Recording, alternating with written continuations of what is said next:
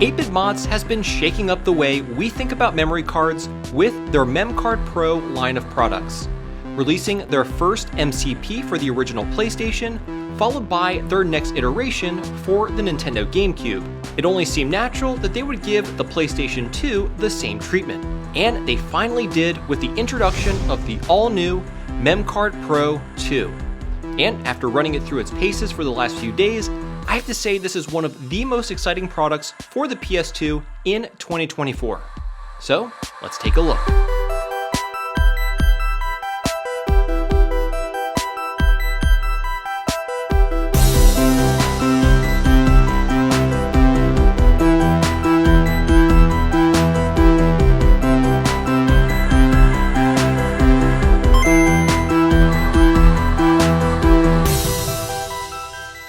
Hey everyone, how's it going? My name is Tito and welcome to another episode of Retro Renew. Today we're going to take a look at 8-Bit Mod's next iteration of their MemCard Pro, and this time it's for the PlayStation 2. This builds off their previous iteration for the original PS1 and GameCube, both of which were game-changing in their own right. And just like its predecessor for the GameCube, the MemCard Pro 2 integrates seamlessly with Homebrew, Open PlayStation Loader in this case, and it really complements it. This is honestly a must-have for anyone who uses OPL extensively or is really just a fan of the PS2 in general. But its integration with OPL really changes the landscape in my opinion. No more fumbling with multiple memory cards, since this is the one memory card to rule them all. Just to give you a quick preview, I've set my MemCard Pro 2 to always load FreeMcBoot so that I can launch OPL whenever I turn on the system. And then, once I'm in OPL, by simply selecting the game, the MCP2 automatically switches to my dedicated virtual memory card for that game, with all my save data ready to go. And if there isn't a VMC already created, it will automatically generate and mount a new one for that game using the Game ID feature, so that when I launch the game next time, it will load that VMC automatically. It's honestly just super convenient. All my save data for all my games in one location.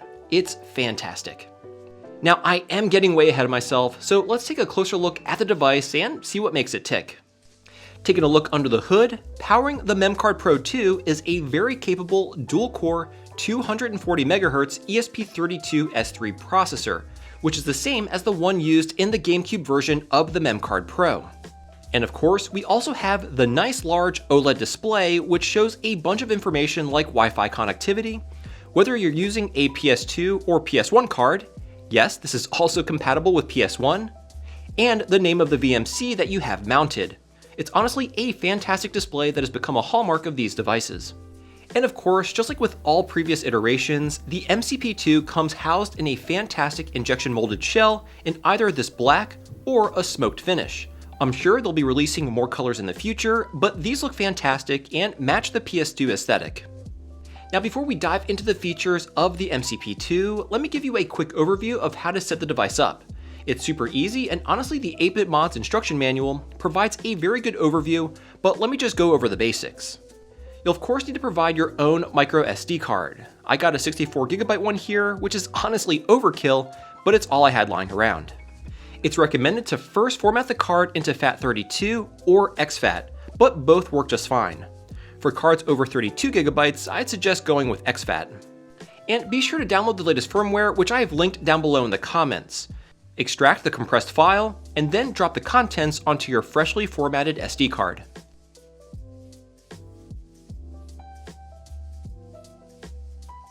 Then just insert it into the MCP2, plug it into your PS2, turn it on, and let it do its thing.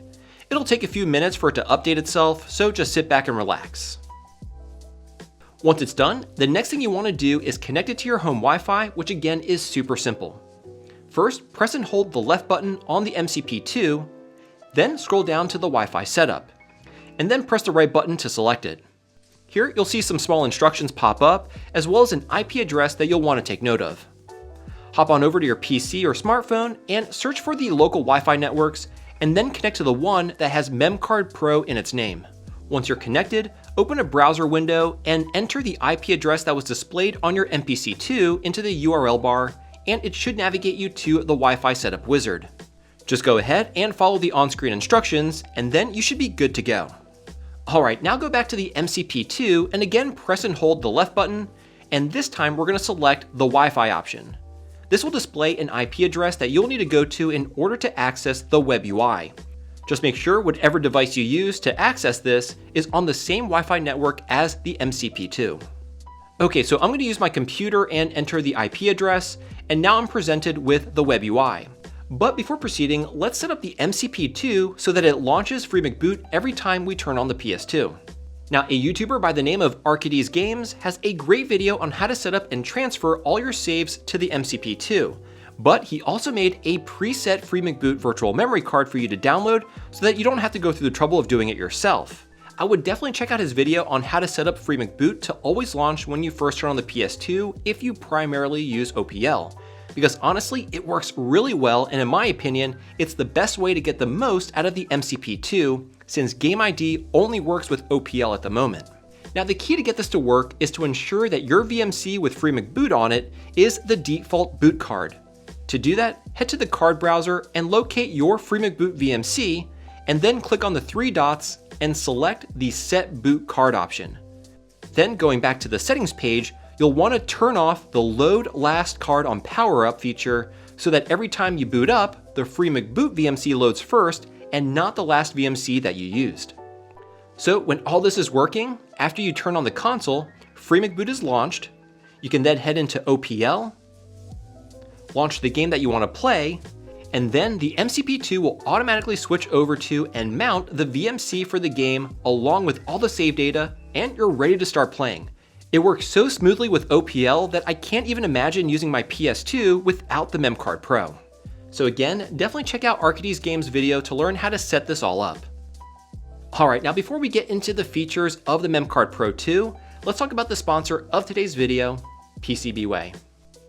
If you have an idea for a new mod or want to assemble an open source project, PCBWay provides you with the tools to make them a reality. From 3D printing services in an array of materials, all the way to other services like CNC machining, injection molding, and of course PCB and flex ribbon fabrication. So when it comes to taking your retro gaming mods to the next level, PCBWay is the place to make that happen. Check out the link in the description for PCBWay to get $5 off your first order. And again, a huge thank you to PCBWay for sponsoring this video. Okay, so now that we have the MCP2 up and running and connected to our home network, let's dive into some of its major features. So heading back over to the computer, we can see the web UI, which is pretty much the same as all previous MemCard Pro products. Here we can select either the card browser, where you can see all your virtual memory cards, or the settings menu. Let's take a quick look at the settings first. Obviously, you'll want to enable Wi-Fi to get the most out of the MCP2, and if you're an advanced user, you can also enable FTP to wirelessly transfer your saves using an FTP client on your computer. But for me, I'm pretty old school, so I just like taking the SD card out of the MCP2 and backing up my save files to the computer manually. Now moving down the menu, you'll notice that we have both PS1 and PS2 support, which is pretty fantastic, making this single card a complete solution for both consoles. So if you don't already have a MemCard Pro for the PS1, just snag one of these instead and you'll be covered for both systems. Here you can toggle on or off both the Game ID and load your last card on power-up options. If you're using an X-Station on the PS1 and Homebrew on the PS2 like OPL, you'll want to enable Game ID for both because this is one of the best features of the MCP2. This is what allows automatic VMC mounting when selecting games. Now you'll notice that while I do have load last card on power up turned on for the PS1, for the PS2 I actually have that turned off and set to memory card 1, which as I've previously mentioned is my FreeMcBoot VMC. This again enables me to boot into FreeMcBoot every time I turn on the console. Alright, next is the default memory card size, which we can set all the way up to 32 megabytes as of this firmware version. But in a future update, 8BitMod says that 64 and 128 megabyte sizes will also be available. But honestly, for me, if you want the greatest compatibility and reliability, I'd stick with the 8 megabyte card sizes, as each VMC can have up to 8 channels, meaning you get 8 megabyte cards per VMC. And trust me, that is more than you'll ever need for each game. Also, there are a few games that aren't compatible with these larger cards, so again, I just stick with the 8 megabyte default card size. And then here you have a toggle for PS2 dev kit compatibility, which I'm assuming is just for making the MCP2 work with dev kits, obviously. But since I don't have one, I'll just leave this turned off for now. And then lastly, you have the hardware options to adjust settings for the OLED display, and of course the ability to update the firmware right from the web UI, which again is super convenient. Now, for those of you who play your PS2 games on a backwards compatible PS3, 8-Bit Mods just released a fantastic new feature in their latest firmware update that allows you to hook the MCP2 to the PS3 natively through the USB micro port. To use this feature, simply press and hold the right button on the MCP2 while connecting it to the PS3 via USB. Then release the button and select PS3 adapter mode. You should then see your memory card pop up on your PS3 memory card utility folder, and from there you can copy your files over to your PS3 and use them for playing your PS2 library on these backwards compatible consoles. The folks over at 8-Bit Mods really thought of everything here, and I think it's fantastic that they included this feature.